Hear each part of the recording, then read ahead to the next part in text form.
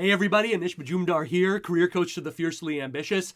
Back at you today with a video that is going to share some highly unusual, I hope really mind-blowing tips on how to avoid taking a pay cut when you're switching industries and changing jobs. Look, listen guys, this is a skill that we all have to learn how to master, okay? We have got to get rid of this, quite frankly, law of diminished expectations idea that just because you want to switch from consumer goods to retail or retail to IT or IT to something else, that immediately you have to pay for the privilege of doing so. Specifically, you got to take a pay cut or you got to take a demotion basically in terms of your title in order to make that happen. That's not true.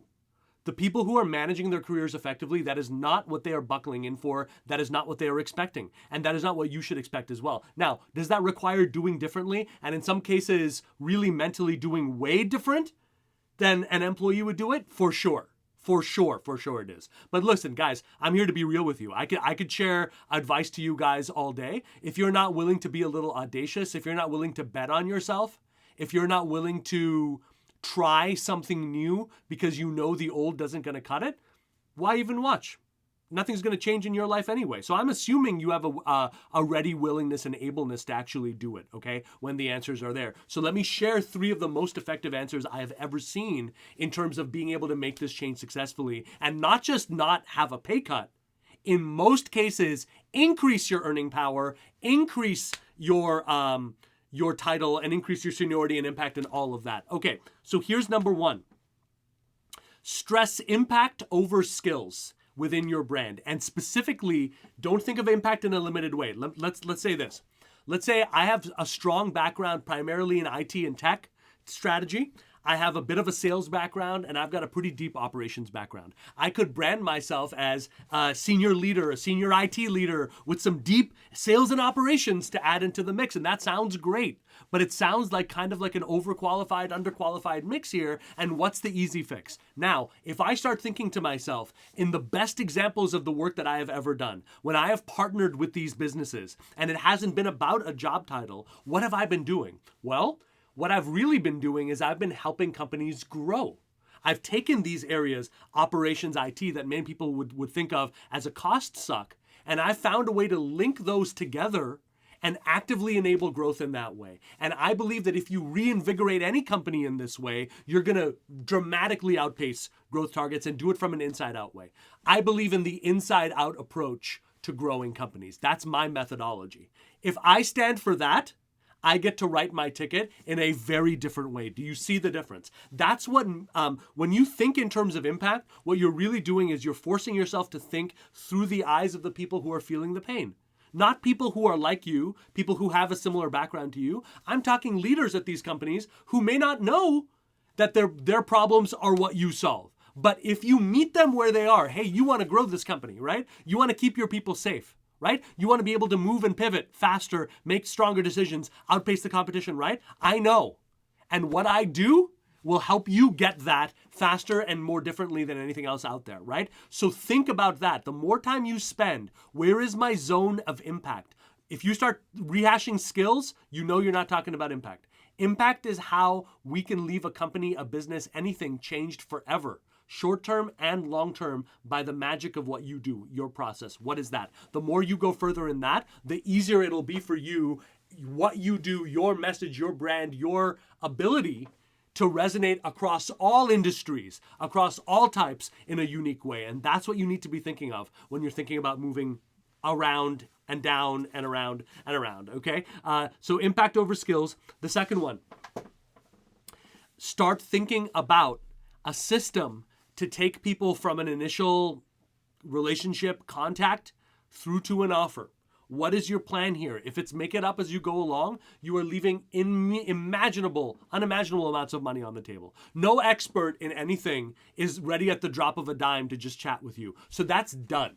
I don't care who it is. That should never be a part of your working day world. The only people who should be able to do that with you are your loved ones and your family and your friends. Nothing professional should ever not be scheduled in advance. Beyond that, start thinking about what are the emails that you've been sending out that have habitually been getting a result for you, right? What are the calls that you've been setting up and how you've been handling those calls that have been routinely getting a result. Record those, your findings from that. Use the voice memo app on your phone. Record stories that have been working well in an interview context. Save emails that have been working. Use that as a go-to.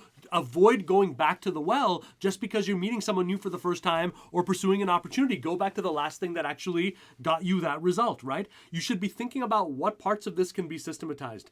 And the more you systematize, the more people understand, oh, this is an in-demand expert who already has a way to book a call, who already has a way to follow up, who already knows that for a first interview, he or she is not pitching themselves at all, but is primarily asking the right questions to figure out what is really going on here and will stand for nothing less. The more you systematize all of these parts, the easier it will be for you to not just have a better outcome across the board, but you can actually spend more time tweaking in for a solution, right?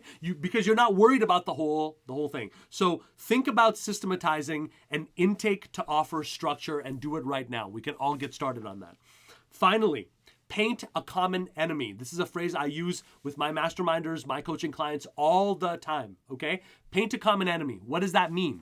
You are an outsider. Do not think that you will ever fool anyone into thinking you are anything other than an outsider. But that's okay, because an outsider has massive power, and oftentimes more than an insider does, right? An insider never has to stop having to come up with bona fides to prove they're the most insidery of insidery. An outsider can be who they are and use his or her own power effectively to make it happen. So I want you to invite yourself to write down what are the top 50, 75, 100 things that people in the industries you're interested in moving towards in roughly your zone are getting wrong.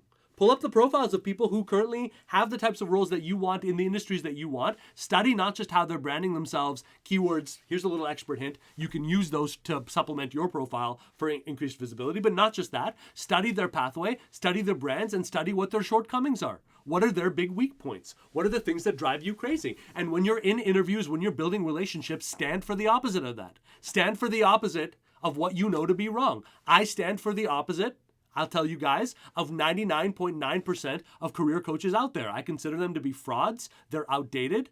They're one step below scammers, in my opinion, because they know they have no real solution, and they're going to keep turning that trick until they either die or are replaced by someone who's arguably worse. That's what I believe my enemy is. That is what I stand against. And so I have, as you would imagine, a very limited patience for any conversations that go into comparing and contrasting what I do with that. I'm just going to draw a line and say, hey, if that's what you want, run for it. Here's every negative you have to look forward to. No? Are you making a decision to explore this? And are you open to a different way? Great, let's talk about that, right? No patience for that. Draw a line. You're not just trying to move into a different industry. If they don't have your help, they're not going to be helped. If they don't have you solving these problems aren't ever going to be solved. Because if they could have solved it, they would have.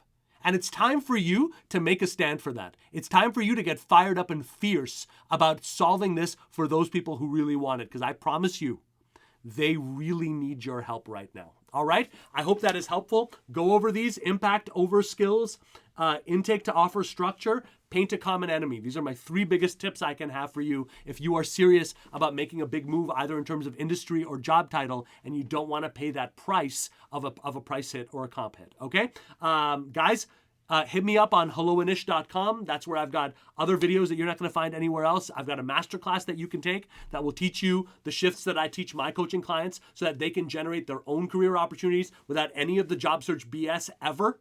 If that interests you, HELLOANISH.com. Follow me on LinkedIn and keep the questions coming. Keep striving for more. You deserve it, and you are right to do so.